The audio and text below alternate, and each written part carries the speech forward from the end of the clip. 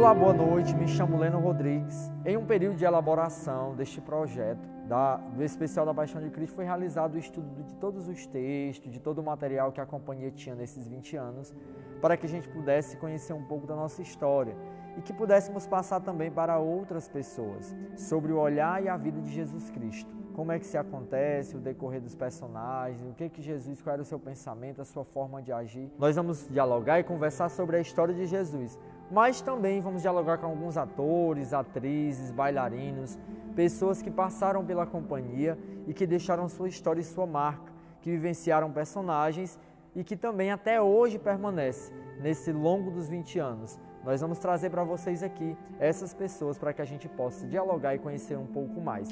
E também estar por dentro desse ciclo pascal. O que é o ciclo pascal? O que é o período da Semana Santa? Nós vamos ver aqui de pertinho com a Companhia Serarte.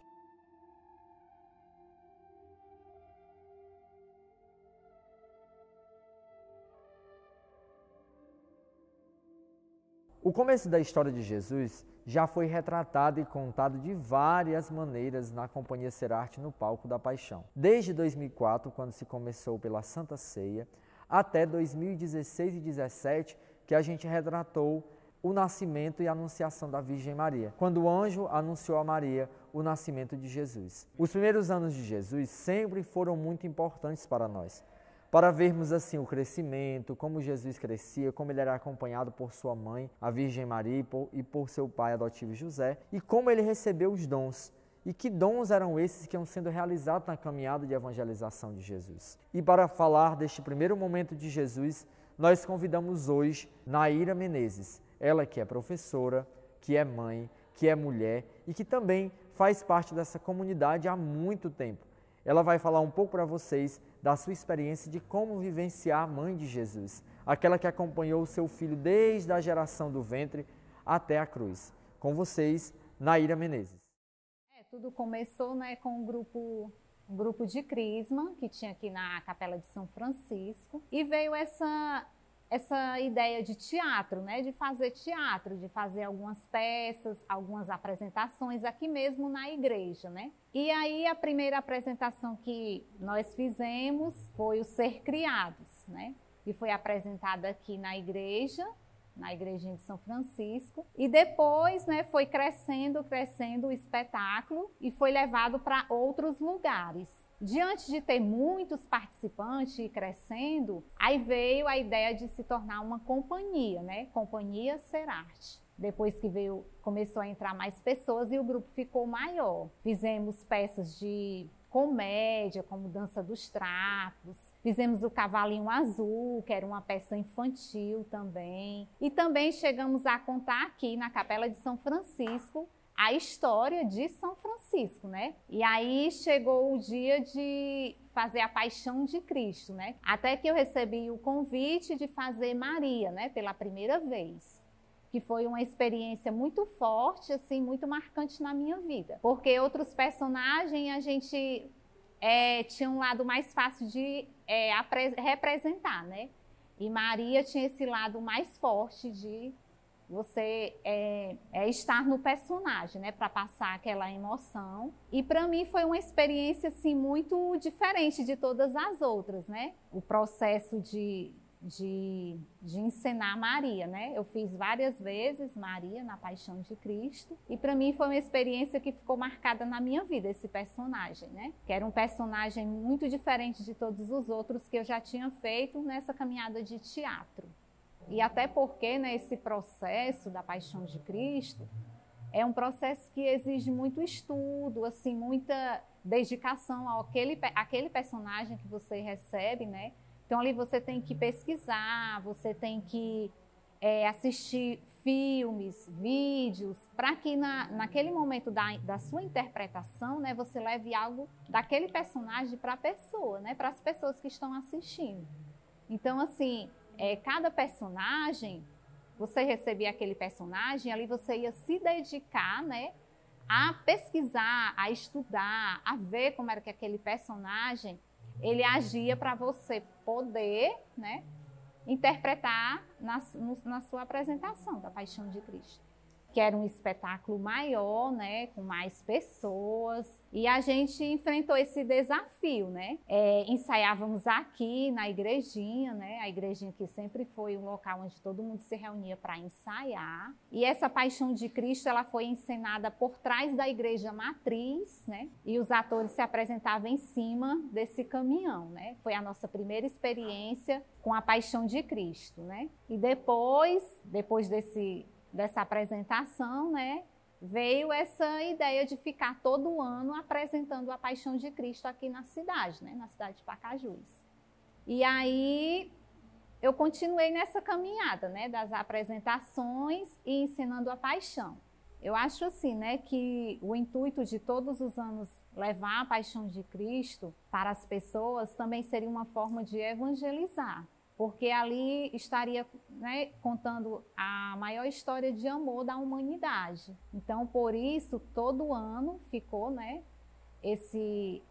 no calendário, né, a Paixão de Cristo aqui na cidade de Pacajus. Então, na minha opinião, uma forma de evangelizar também as pessoas, né, e as pessoas realmente irem para sentir aquela emoção que os atores estão passando, né, e viver também aquele momento através da apresentação, né, da Paixão de Cristo.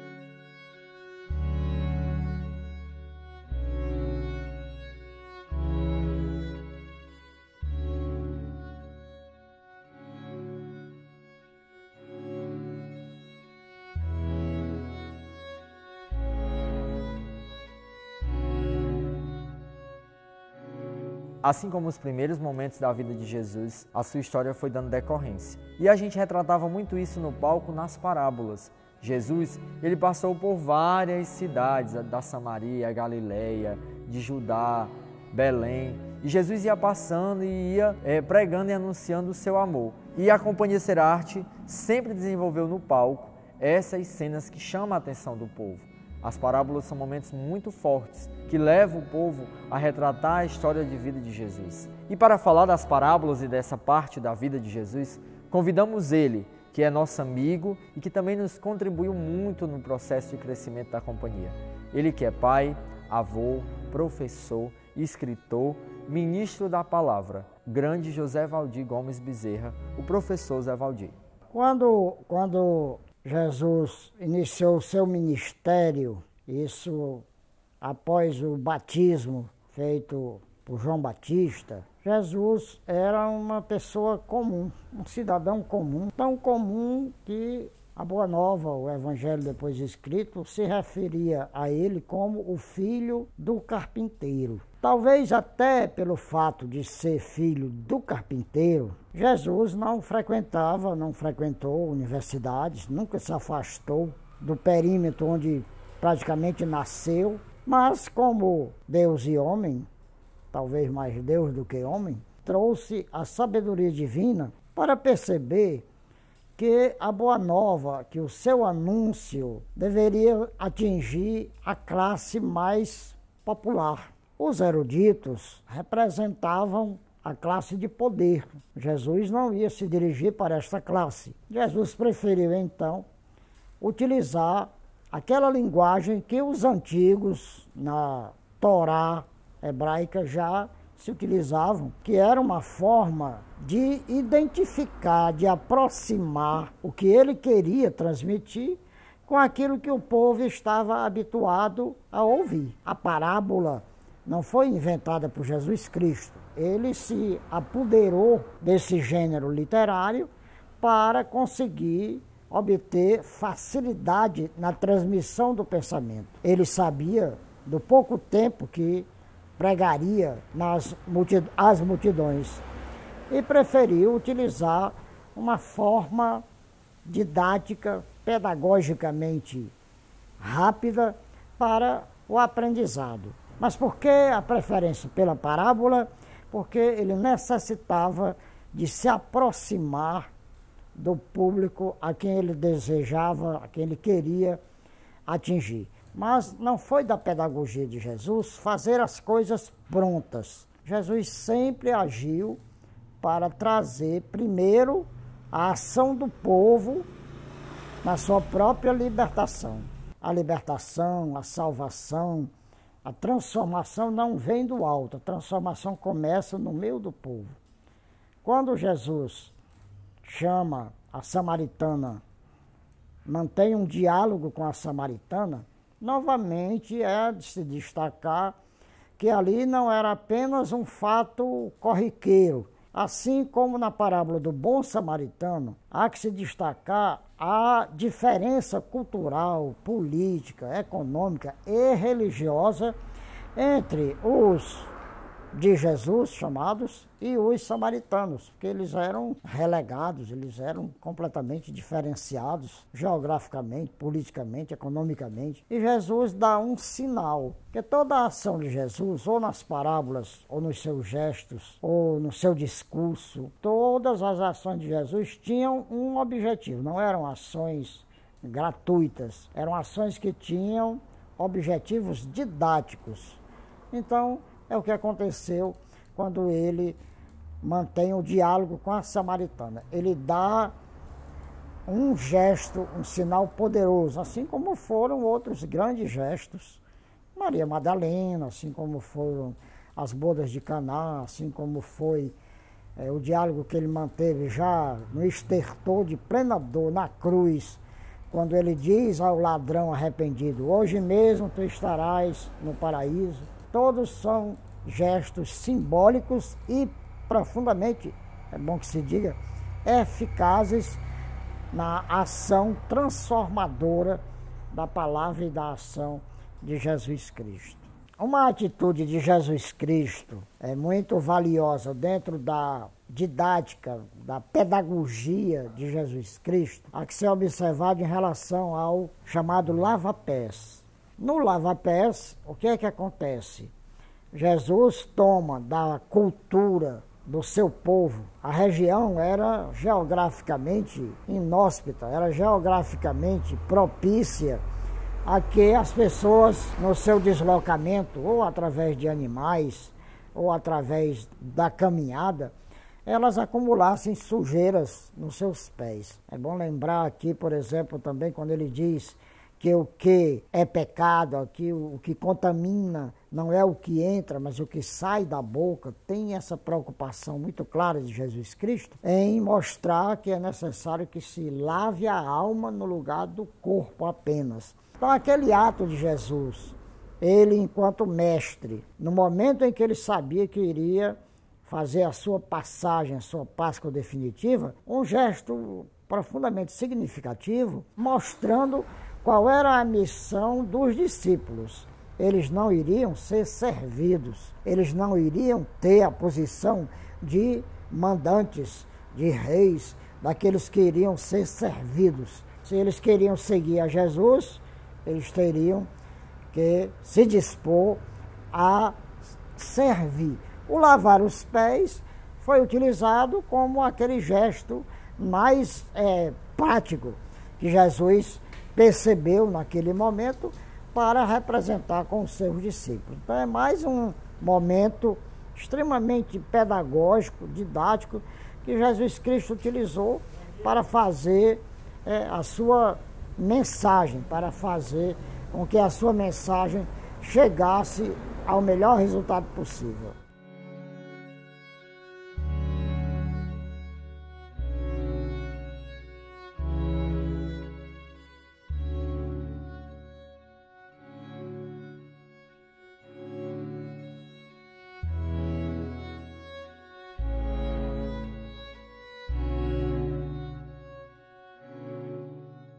O Domingo de Ramos tem uma importância muito grande na última semana e momentos de Cristo. Esta é a semana que marca desde a sua entrada triunfal à sua crucificação na Sexta-feira Santa. Ao longo dessa semana, vários acontecimentos foram marcados. O templo foi purificado, Jesus voltou ao templo para pregar várias vezes, Jesus pregou para seus discípulos e ensinou o que cada um deveria fazer e onde deveria ir.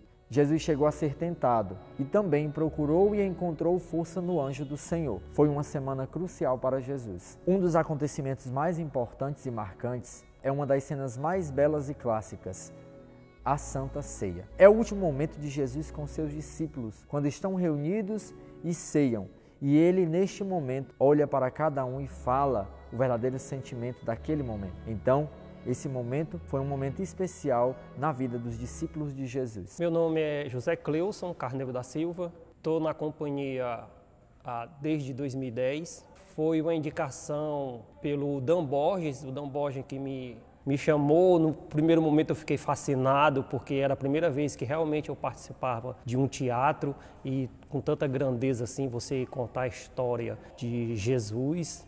Foi muito marcante. Primeiro personagem, assim, eu fui logo Simão Sirineu, bastante marcante. Foi muito gratificante para mim estar participando da companhia pela primeira vez e interpretando um personagem na Paixão de Cristo. E, com sequência, fui um dos discípulos que gostei demais em você vivenciar assim, ficar próximo de Jesus, você entrar naquele clima com Jesus, que as pregações e principalmente também na ceia. A ceia é um momento assim, um ponto-chave assim da Paixão de Cristo, né? É um momento mais marcante que a gente está ali, aquele momento que sempre os discípulos se juntam com Jesus, está sempre aquele momento ali entre, não fica mais só os discípulos e Jesus, não tem aquela multidão, todo mundo fica à vontade, todo mundo pode ser pessoas no seu momento de lazer ali, que é o que os discípulos se sentiam próximos a Jesus, que era aqueles momentos que eles poderiam vivenciar com Jesus, que eles poderiam estar mais próximo do Mestre. Aí tem vários momentos na ceia, tem um momento de alegria, que é todo mundo chega, tá aquela fartura na mesa, todo mundo se alimentando, todo mundo comendo. Jesus começa a fazer os seus ensinamentos, sempre através de metáfora, que sempre a gente fica pensando no que Jesus está falando. Aí é no momento crucial em que ele fala que entre os discípulos, aquele que ele escolheu, aquelas pessoas que eles escolheram para seguir ele, há um traidor. Aí é um momento assim que todo mundo fica apreensivo, quem será, e ninguém acredita no que Jesus fala, mas fica sem acreditar que há entre os irmãos ali, entre os discípulos de Jesus, há um traidor. E quando ele fala que só aquela conversa que a gente não escuta bem, que ele diz, Judas, o que tem de fazer que faz agora, aí Judas se levanta e fica aquela apreensão, mas depois Jesus acalma nossos corações, confortando a gente para o pior que vem, que é justamente o momento que ele vai para o Monte das Oliveiras, que ali o mestre vai ser entregue, onde começa realmente o sofrimento de Jesus, que ele vai passar por várias aprovações. Aí no Monte das Oliveiras tem aquela tentação, os discípulos ficam ali próximo a ele, mas a gente fica meio sem entender, porque a cena é meio essa, porque aparece o demônio, aparece o diabo e Jesus fica lá conversando com ele e a gente fica tentando imaginar na nossa cabeça que nós não estamos presenciando aquela cena. Aí ele chama os discípulos, a gente se levanta e logo em seguida vem os soldados para levarem Jesus. Alguns ficam, alguns correm, mas Jesus acalma também, acalmando os discípulos. Diz que vai ficar tudo bem e ele segue com os soldados justamente para proteger os discípulos, porque ele não quer ver ninguém preso, ele não quer morte e por isso que Jesus mais uma vez se sacrifica ali pelos discípulos. Aí participar da Paixão de Cristo é um momento único nas nossas vidas, pelo menos na minha. Quem tiver a oportunidade de participar da Paixão de Cristo, ou em grande escala, ou mesmo em pequeno, na sua comunidade, participe, porque vale muito a pena mesmo.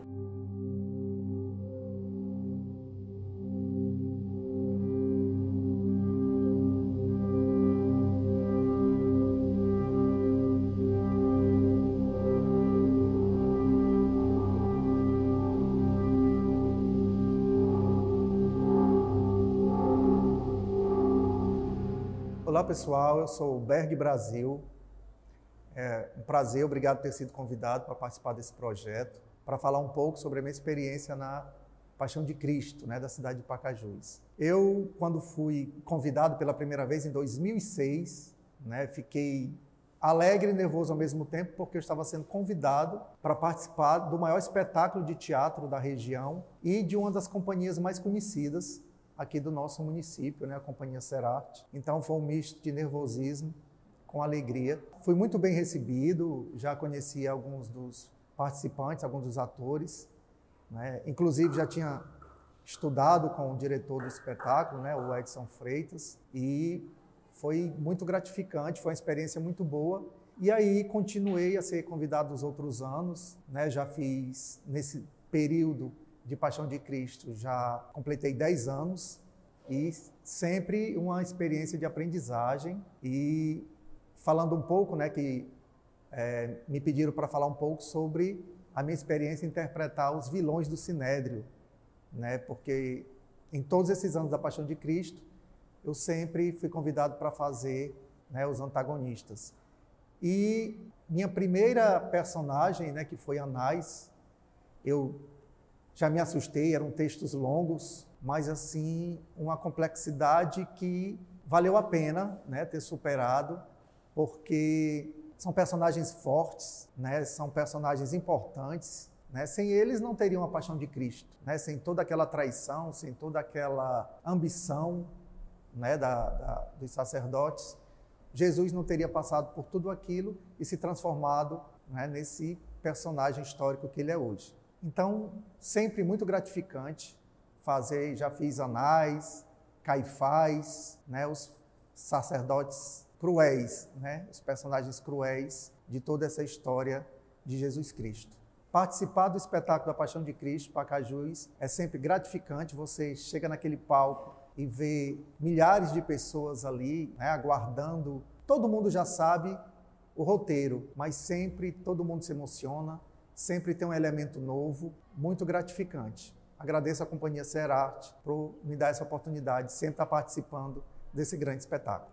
Jesus foi traído por um de seus discípulos, Judas Iscariotes. Os chefes dos sacerdotes e do Sinédrio se reuniram e foram até Judas para pegar e capturar Jesus. Foram responsáveis pela captura de Jesus no Monte das Oliveiras. Aqui vou pedir licença e vou falar um pouco do cenário político da época e também da história das religiões na época de Jesus. Desde o ano de 722 a.C., o país onde vivia o povo de Israel estava sendo dominado por nações estrangeiras. A partir do ano de 63 a.C., estes países passaram a ser dominados pelo governo romano. A Palestina é uma denominação histórica geográfica da área que cobre hoje o Estado de Israel. Como característica da época, partido político e religião andavam juntos. Eram a mesma coisa. Era este o cenário político da época de Cristo. E é a partir da captura de Jesus que começa toda a cena de sofrimento até o Calvário. E para falar sobre este assunto, vamos convidar ele, o ator também que está desde a primeira edição, Alexandre Paixão, que já foi sacerdote, já foi Herodes, já foi Pôncio Pilatos. Ele vai falar um pouco sobre esse assunto da captura e julgamento de Jesus. Olá, gente, tudo bem? Me chamo Alexandre Paixão, sou produtor cultural, ator daqui de Pacajus e fui convidado para fazer parte aqui desse projeto da Companhia Serarte. Companhia essa que há longos 20 anos atrás eu tive o prazer de estar lá um pouco depois do seu nascimento, tive o prazer de estar lá nas suas primeiras produções, desde São Francisco da Paz, passando por Cavalinho Azul, a primeira Paixão de Cristo, e eu consigo dizer que a Companhia Serarte, ela sim fez parte da minha formação artística, de apresentar para mim conceitos artísticos, de coisas que calcaram o meu fazer artístico ao longo de toda a minha vida. Então eu fui convidado para falar aqui um pouco sobre alguns dos personagens que eu mais pude interpretar nesses mais de uma década em que eu fiz parte da Paixão de Cristo, que é os sacerdotes. São esses personagens que, para a visão de alguns, são os vilões, para a visão de outros, são pessoas que seguiam as regras que a sociedade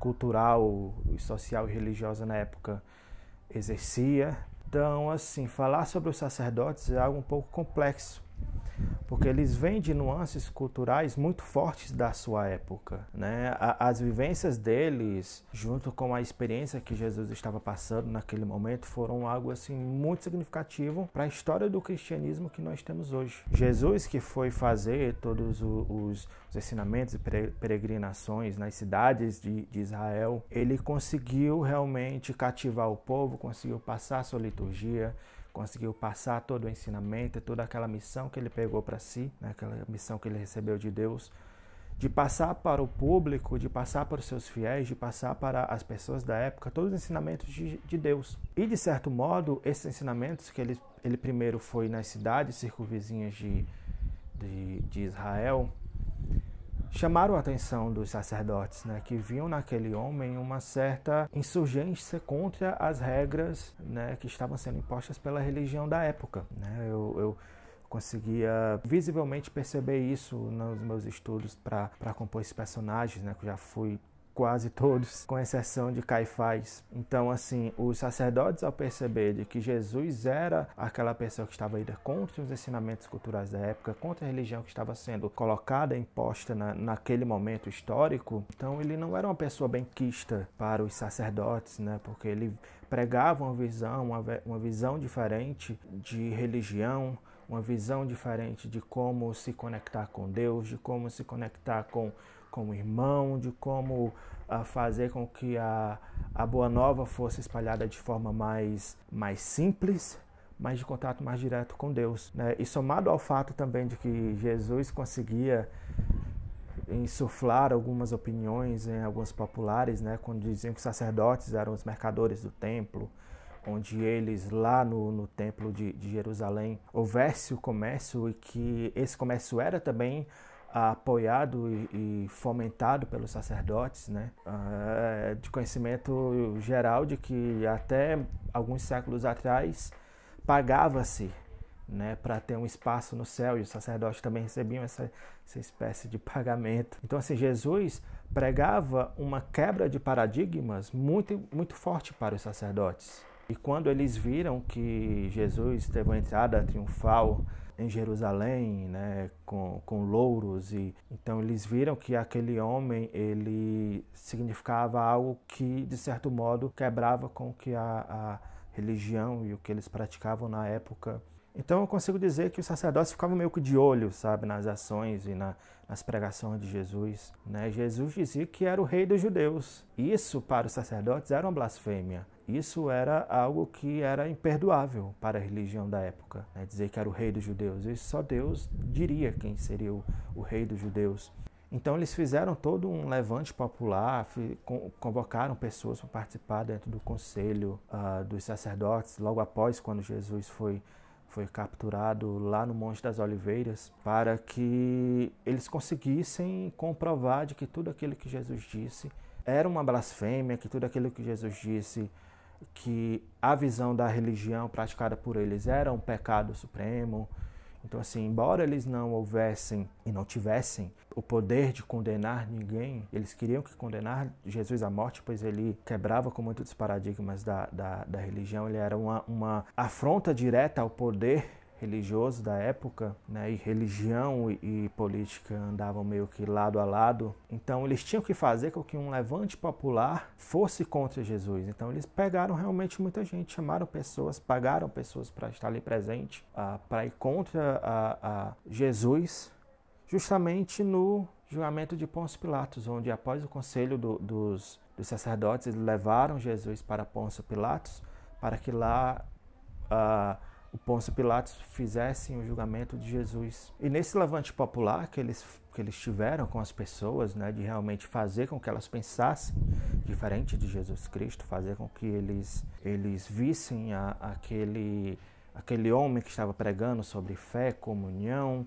sobre bem ao próximo, sobre todas as virtudes que vocês já sabem, né? Então, na construção social que eles fizeram com a população, de realmente cooptá-los para que eles vissem Jesus como um corruptor, como um homem pecador, como um homem blasfemador, né? Então, assim, eles conseguiram fazer com que houvesse um levante popular realmente contra Jesus e seus discípulos e seus seguidores, né? Pedro foi cooptado por alguns deles. Quando Pedro negou Jesus as 3 vezes, então, assim, foram os seguidores dos sacerdotes que fizeram esses questionamentos, né? Foram os seguidores do sacerdote, juntamente com eles, que foram até Judas, né? Ao vê-lo, de certo modo, questionar alguns pensamentos de Jesus, e cooptaram ele para que ele entregasse Jesus, né, para os sacerdotes, para que possivelmente fosse julgado. Então é muito perceptível esse poder que eles detinham sobre as pessoas, que eles tinham perante aquela população, de realmente mantenimento de poder, de levante popular, de manipular a opinião popular de forma geral, para seguir as suas vontades e os seus interesses. Então, assim, os sacerdotes, eles eram um pouco complexos, eram personagens bem tridimensionais, vamos dizer assim, dentro da história. Então, eles foram seres e atores ativos na condenação de Jesus. Foram eles que fizeram todo um levante popular para que Jesus fosse condenado por Pôncio Pilatos. Não sei se eles são frutos da cultura religiosa e política da sua época, ou eles faziam isso por pura ganância e mantenimento de poder nos seus braços e todo aquele controle religioso e social que eles detinham, né? Isso aí realmente é algo que a se pensar, né? Mas pelo menos na minha visão, é o norte do pensamento dos sacerdotes. Então, assim, sou eternamente grato. Obrigado, Companhia Serarte. E é isso aí.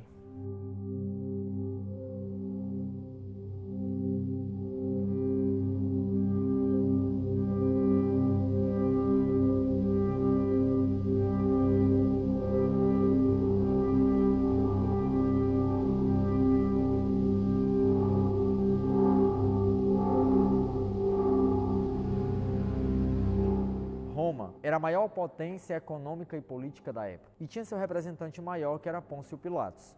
Os sacerdotes do templo capturaram Jesus no Monte das Oliveiras e levaram até o governador, para que o governador o julgasse. E para falar um pouco sobre este assunto e essas cenas, convidamos ele, o professor e mestre Augusto César, e também ator da Companhia Serarte, que atuou também Pôncio Pilatos. Olá, gente, eu sou Augusto César, estou aqui para falar da minha experiência ao longo desses anos na Companhia Serarte de Teatro e Dança, que se iniciou em 2002, dá ênfase assim à interpretação de Pôncio Pilatos, né? Essa figura que para o público é tão esperada, mas também de certa forma é um personagem que podemos dizer odiado, né? Pelas pessoas, pelo público, porque de certa forma as pessoas o veem como um grande responsável pela condenação de Jesus. É a primeira vez que eu interpretei, né? Para mim assim foi, de certa forma, todos os papéis são difíceis, mas esse é o de mais de destaque também, nas cenas da Paixão de Cristo, né? Porque eu estaria lá contracenando com o meu irmão Edson, que é o diretor da Paixão, que interpretou por vários anos Jesus Cristo, né? Então eu estava lá para fazer o papel de Pilatos, né? E não do irmão do Edson. Então eu incorporei esse personagem, o estudei. É uma pessoa, Pilatos, muito temperamental, é um comandante militar, né? Romano, que estava ali para cumprir com o seu papel, né? De governador. E depois que Jesus, né, foi julgado pelo Sinédrio, trazido a Pilatos, né, trazido para que ele pudesse ser julgado. A gente sabe que Pilatos foi induzido, né, pelos sumos sacerdotes, porque os sumos sacerdotes assim o pressionaram, né, porque a multidão estava eufórica, dada aquela situação que Jesus se titulava o Rei dos Judeus. Então, para os sacerdotes isso era uma blasfêmia, então levava Jesus, né, a Pôncio Pilatos para que ele desse o veredito final. E a gente percebe, né, que Pilatos uma hora ou outra ele é muito pensativo em relação àquele homem que era como um cordeiro, de fato era um cordeiro que estava sendo colocado para ser sacrificado, né? E depois de toda a pressão, né, da população, Pilatos tomou uma decisão que era flagelar Jesus para depois, assim, talvez libertá-lo. Mas aí foi colocado toda aquela situação, pressão aumentou, né, e ele se viu na condição de governador para então tomar uma decisão, né? Muitas vezes, ao meu ver, no seu íntimo, se ele pudesse libertar Jesus, ele libertaria, né? E deixaria Barrabás preso, porque Barrabás era um inimigo de Roma, né? E aí as pessoas assim escolheram Barrabás, né? E Jesus foi, né, condenado. Mas é interessante que aquele momento em que Pilatos diz, né, eu na condição, me lembro muito bem, que ele, quando o servo o leva a bandeja com água, naquele momento ele mostra simbolicamente que ali não era mais problema dele, ele lavava ali a culpa, né, a sua culpa, se assim as pessoas, muitas delas, é uma questão de interpretação, verão como uma pessoa que foi responsável em condenar Jesus, das piores condenações que um homem pudesse receber na época, que era a crucificação. Muitas vezes a gente diz, eu sou igual ao Pôncio Pilatos, né, lavo as mãos, né? Então, de certa forma, ele também se omitia, né, porque no fundo, Pilatos não queria julgar Jesus, mas foi pressionado por sua posição privilegiada de governador. E a gente sabe que essa questão de julgar Jesus é uma questão que permeia muitas situações, muitas cenas, né? A gente sabe que Jesus passou pelo Sinédrio, foi para vários julgamentos, né? E acabou culminando com a sua crucificação. Mas é importante que a posição de Pilatos, ela deveria existir para que realmente se cumprisse realmente o que estava nas Escrituras. Então, para mim, como ator, durante, né, esses anos todos, de 2002 para cá, foi muito, muito emocionante, né? A gente percebia também nos olhos do público, né, que a gente muitas vezes não era bem visto, né, até os próprios soldados, né? A gente sabe que quem entra realmente nessa experiência de pegar um papel de destaque como Pôncio Pilatos, precisa realmente incorporar, né, mergulhar nessa vivência, conhecer o perfil desse grande ator. Então, para mim, foi uma grande experiência de vida também, né, porque a gente acaba mergulhando nessa experiência, né, da vida de Cristo.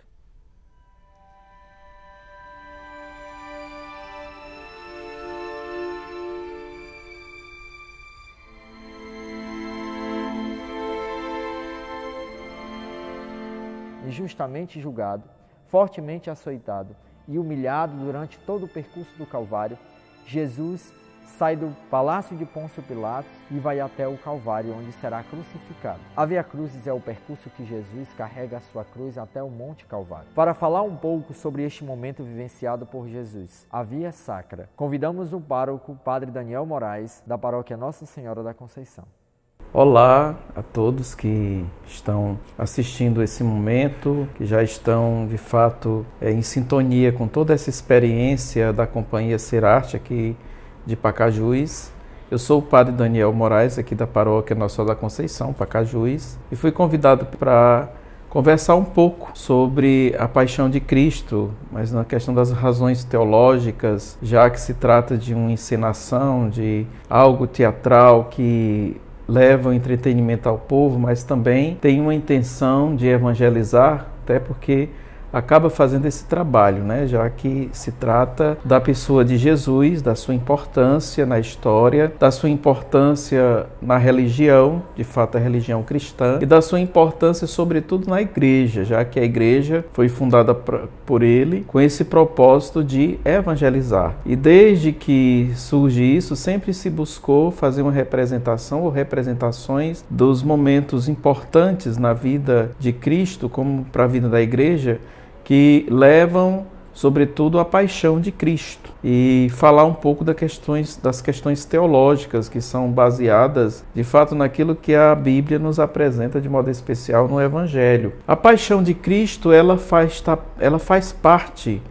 de um momento em que engloba, ou melhor, que vai ser tomado na reflexão teológica posterior do mistério pascal de Jesus Cristo. O mistério pascal de Jesus Cristo tem a ver com a paixão, morte e ressurreição de Jesus. Olha, desde os tempos antigos, já conta-se mais de milênios, que se faz as vias sacras. O que era a via sacra? Está dizendo, inclusive é chamado em outros lugares, é chamado de via crucis. Via crucis porque significa, ou melhor, ela está ligada a uma experiência do lugar onde Jesus foi julgado, condenado, lá do pretório, seguiu numa ruazinha estreita, subindo um pequeno monte até chegar ao Calvário, que era um monte, chamava o Monte da Caveira, que fica fora da cidade de Jerusalém, um pouco afastado assim, mas não é tão distante. E nesse caminho aconteceram vários eventos, né? Tiveram várias situações diferentes, né? Aí, inclusive, os evangelhos tratam algumas deles, como Jesus que se encontra com as mulheres, Jesus que cai no caminho. Então se fala de outros momentos, como Jesus que se encontra com Verônica. Então isso na Idade Média foi a forma de celebrar que o povo tinha. A via sacra, ela é para lembrar exatamente o que dizia a via crucis, o caminho que Jesus faz até o Calvário. E nesse caminho até o Calvário acontecem várias coisas, né? E lá no Calvário mesmo acontecem várias coisas. Cristo que perdoa o ladrão, Cristo que deposto de suas vestes e assim por diante. Então, isso é marcante. E é um momento de fé. E isso leva as pessoas a pensar. Mas a via sacra também explora outros textos que são chamados textos deuterocanônicos ou textos apócrifos, que são evangelhos, textos que foram escritos, mas que não foram colocados na Bíblia como livros inspirados, né, no cânon bíblico. A cruz tem duas compreensões. Naquela época, inclusive, a única compreensão da cruz era o lugar dos condenados. Os piores criminosos eram crucificados, principalmente os criminosos de crimes hediondos, né? E Jesus foi acusado de um crime hediondo que não cometeu. Logo em seguida, quando Jesus passa pela cruz, inclusive já no Evangelho se faz referência à cruz, quem não tomar a sua cruz, não renunciar a si mesmo, não é digno de me seguir, né? Então, não é digno de mim. Então, a cruz, ela se tornou para nós o sinal de vida nova, o sinal de salvação.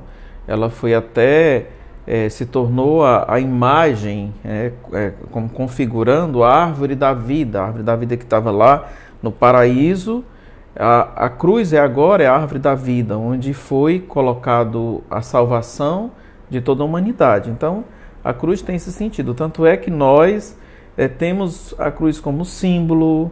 Se para muitos na época, ou para quase todos na época, a cruz era o sinal de derrota, o sinal de condenação, de esmagamento, de destruição completa, em Cristo a cruz se torna um sinal de vida nova. Celebrar a paixão de Cristo é celebrar esse amor pleno de Deus por nós, né?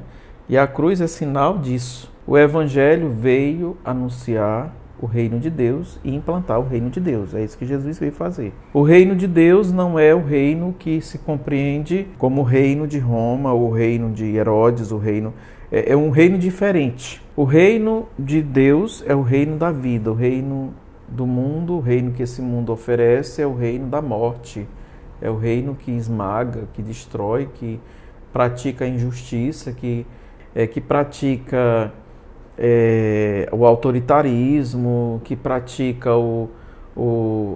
usando terminologias muito fortes também, um brilhantismo da pessoa que está à frente do poder, ela que tem que aparecer, ela não está a serviço Dominar, que ela entende, é mandar, é manipular e assim por diante, é derrotar o inimigo. E o reino de Deus é o reino da justiça, o reino do amor, o reino da paz. Aquilo que a gente vai sempre até falando nas celebrações do Natal, se lembra disso. Reino do amor, reino da justiça, reino do amor, reino da paz. Então, Jesus veio anunciar o reino. E o reino é um reino que perdoa. O reino de Deus é onde encontra-se o perdão, a misericórdia, onde se encontra a abundância, não é que encontra a felicidade. Não é nada do que nós compreendemos de forma material. Como é que se encontra paz no meio de guerra? Aquele que é promotor da paz, ele vai viver isso. É assim que Jesus age. Ele, no alto da cruz, ele dizia o quê? Pai, perdoai-lhes, eles não sabem o que faz.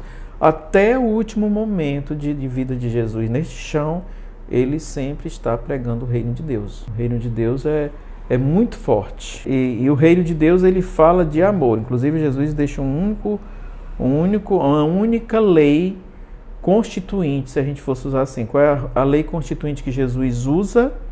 Amai-vos uns aos outros, e a medida do amor é como eu vos amei. Né? Isso é o reino de Deus.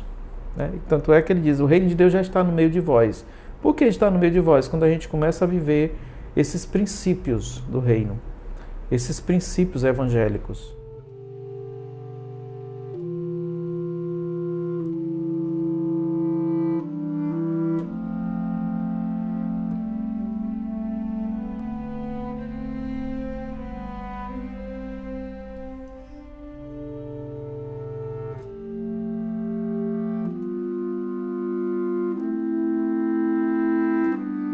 O ministério da vida de Jesus tem um grande potencial. A sua forma de agir, de falar, a própria Santa Ceia vem nos mostrar o que ele sempre nos diz. Eu sou o caminho, a verdade e a vida.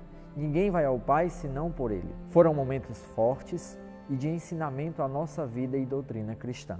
Todo esse período da história de Jesus vem falar dos seus mistérios, do mistério do seu nascimento, do seu caminhar e da sua vida pública, pois dessa forma são os evangelhos que são vivenciados por ele em suas pregações e doutrinas. E assim, Jesus lançou sementes e convites, lançou redes como pescador e atraiu muitas pessoas para se tornar seus discípulos e também propagadores das suas palavras. Assim, foi a missão de Jesus. Após os ensinamentos de Jesus e as parábolas, vieram as transgressões e assim a morte de Jesus Cristo. Jesus foi morto, crucificado e ressuscitou.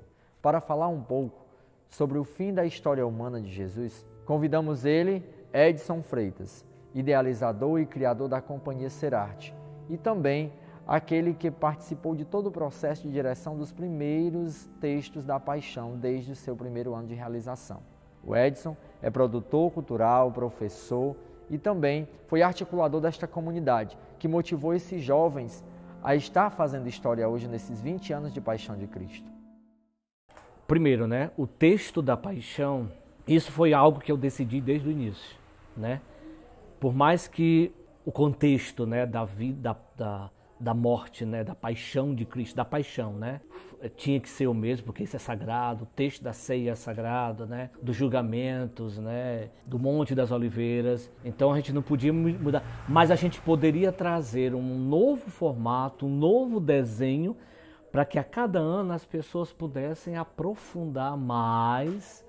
Eu sei que eu vi, tá 15 anos que eu vejo essa cena, mas agora eu estou vendo um novo formato em que a gente aprofunda a partir de uma outra ótica que a gente não tinha visto no ano anterior, nem naquele ano, nem naquele ano. Quando você tem no texto da Paixão cenas que se repetem, entre aspas, todos os anos, aí eu buscava uma certa, vamos dizer assim, uma fuga para aprofundar essa vida de Jesus e o que veio antes da sua paixão e morte, nas parábolas, no seu nascimento, na sua infância, na sua adolescência, né, nos encontros deles com os primeiros discípulos. Então a gente foi sempre buscar algo que pudesse nos levar, a nos preparar para o que vai vir lá na frente, né, que é a paixão em si. As cenas que mais me impactavam quando eu escrevia é a abordagem de diálogos das mulheres na vida de Jesus. Principalmente Maria Madalena, a samaritana, que eu considero a cena de Jesus com a samaritana de uma pregação que transcende o tempo. A cena de Jesus com as mulheres tem algo de tão belo, tão mágico, tão bíblico, tão profundo, né? Que então isso mexe muito comigo. Esse tipo de contexto, né, que você traz, até você pode, nesse caso, você pode abrir para outras versões, né, de diálogos, para que o público de hoje se identifique diretamente consigo, com a vida que está aí, né, que nos rodeia, com as circunstâncias e tudo. Então, as cenas das mulheres, da samaritana, da mulher apedrejada, de Maria Madalena, né, enfim, todas as mulheres que passaram pela vida de Jesus. É algo realmente que continua me encantando, porque é uma das cenas mais bonitas, com exceção do que é exclusivo do contexto da Paixão de Cristo. Mas essas cenas, elas mexem muito comigo. Eu acho muito profundo. Na verdade, a Paixão de Cristo, né, o contexto, né, o texto teatral, com base na pesquisa que a gente ia fazendo ao longo desses anos, né, dos 18 anos da Paixão pelo qual eu estive à frente, eu diria assim, que a Paixão de Cristo, partindo primeiro desse princípio, né, 90% do texto da Paixão de Cristo, uma coisa é a vida de Jesus até a morte dele. Um homem de carne e osso que viveu entre nós como humano e como tudo. Outra coisa é o pós-paixão, que é a ressurreição, né? Esse é o grande mistério da vida de Jesus. Todas as crenças religiosas que lidam com isso e acreditam partem da questão da fé. Eu acredito que Jesus ressuscitou. E dizer que Jesus morreu na cruz, Jesus deu a vida pelos seus, Jesus curou. Aí você pegando isso daí, aí quando você chega na ressurreição, os discípulos, segundo os estudiosos, né, segundo o que se tem descrito sobre isso, né, e o que a gente aprofunda sobre isso, eles estavam sendo perseguidos, né, como Jesus foi perseguido. Então, eles se fecharam entre eles, né, com medo de serem, né, descobertos, e com isso pagarem também. Então eles se fecharam, daí você já tira, né? O medo, a insegurança, estavam se sentindo como covardes por terem traído o mestre. E isso tudo, se você for pensar na cabeça de cada um deles, né? Judas já teria, dentro desse contexto, desse período, já teria se assassinado, né? Morrido enforcado. Ele tomou essa decisão pela traição que ele fez e tudo. E os outros discípulos não, né? Eu sempre buscava a Paixão de Cristo pelo olhar também filosófico, porque eram pessoas, eram humanos como a gente, né? Estavam com medo de serem pegos, ninguém queria ser descoberto. E mesmo que eles saíssem, era um só e era com muito cuidado para evitar que todos eles saíssem juntos, porque em grupo eles iriam ser chamados mais atenção, né? Já as mulheres nem tanto, mas os 12 discípulos sim, né? Agora no caso os 11. Aí Maria Madalena, né? Que foi considerada pela igreja agora recentemente, né? Como a apóstola da igreja, né? Por ter sido a primeira a receber a notícia e a primeira a dar a notícia. Quem mais poderia dar essa notícia, segundo o pensamento de Jesus e o desejo dele, seria uma mulher. Para causar justamente essa confusão ainda maior na cabeça deles. Como é que eles iriam receber uma notícia de uma mulher? Na época a gente já sabia, né, segundo os historiadores, enfim, pela discriminação, pelo preconceito, né, enfim, para com a mulher da época. Mas Jesus veio, rompeu com esses paradigmas, revolucionou, deu a atenção que as mulheres mereciam e lançou no meio daqueles homens, daqueles 11 homens que estavam lá, uma mulher para dizer para eles que Jesus estava vivo. E para eles duvidarem e se questionarem e perguntar: mas vamos lembrar de tudo que Jesus disse no meio deles. As pregações, as palavras de Jesus, ele já tinha dito isso. Ele disse isso na ceia.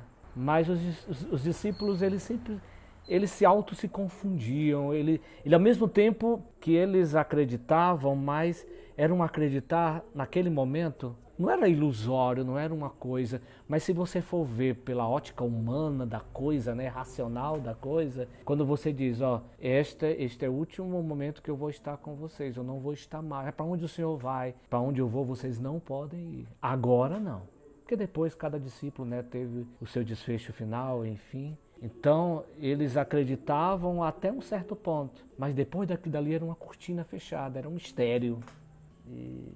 E esse mistério foi, essa cortina foi aberta com a notícia de que Jesus ressuscitou. Mas ele já tinha dito isso. Agora os discípulos acreditarem nisso, né, que houve lá entre eles, com certeza haveria com qualquer ser humano, nessa situação, né, de dúvida, de não acreditar, né, você está louca, né, e tal, como é que um homem ressuscita, né, sai dos mortos para viver novamente, isso é um absurdo. Até eles, né, 3 deles, irem lá e constatarem que Jesus não estava mais lá. E depois disso, lá na frente, Jesus aparece para eles. A cabeça dos discípulos, o pensamento deles, o sentimento deles, era muita coisa na cabeça deles, certo? E eu não tiro a razão deles não acreditarem e duvidarem, ainda mais de uma mulher chegar para eles e contar que Jesus estava vivo. Por que uma mulher teria que ter sido a primeira a receber essa notícia? São todos mistérios, né?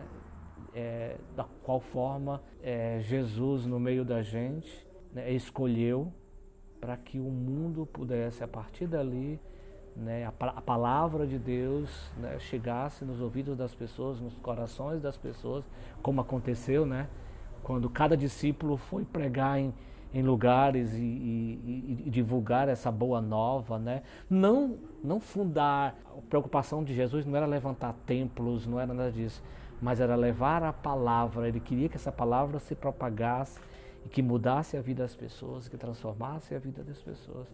Então isso é a grande novidade. Como a própria ressurreição é um grande mistério, mas é uma grande novidade. Ao final do espetáculo da Paixão de Cristo.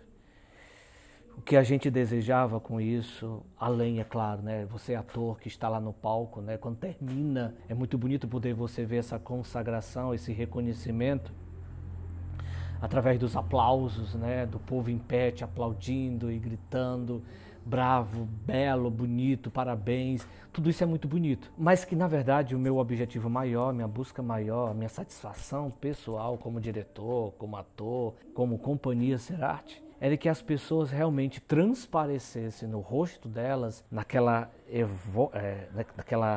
evocação delas, que a mensagem foi transmitida de uma forma realmente que encantou elas mais uma vez. Não repetida vez, de novo não, mas através, porque não era só o teatro, né? Era a dança, era a música e o teatro. Então a gente queria que essa mensagem, que essa forma de evangelizar através do teatro realmente tivesse tocado as pessoas. Para mim não bastava só os aplausos, não era só isso, mas era o que as pessoas levavam consigo daquele momento, daquela experiência ali de 1h30, de 2 horas, né, de espetáculo.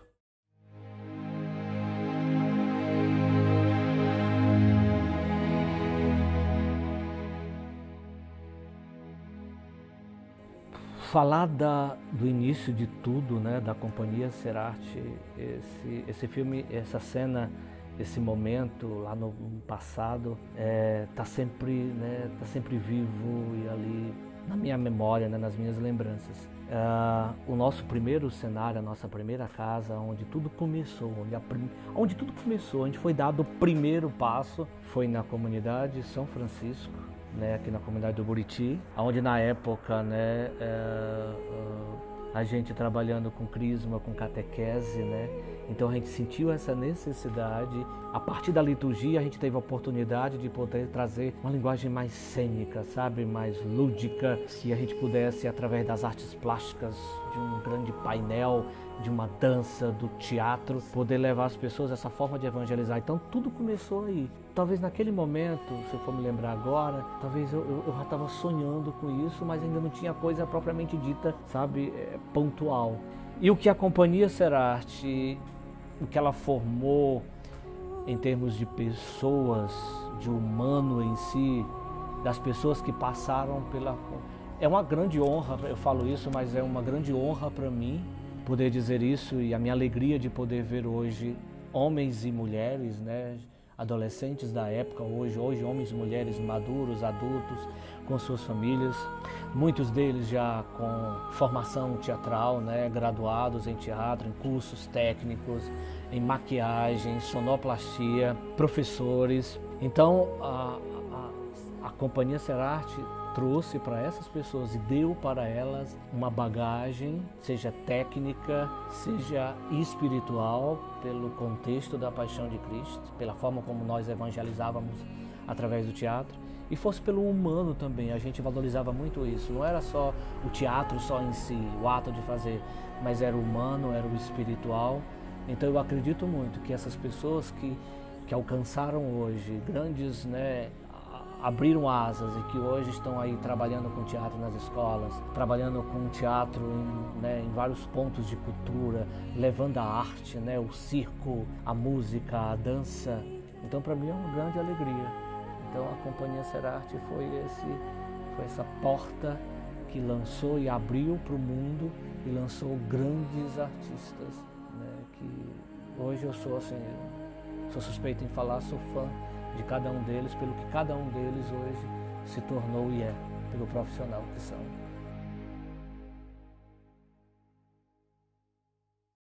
Chegamos ao final desta Paixão de Cristo sobre os olhares humanos.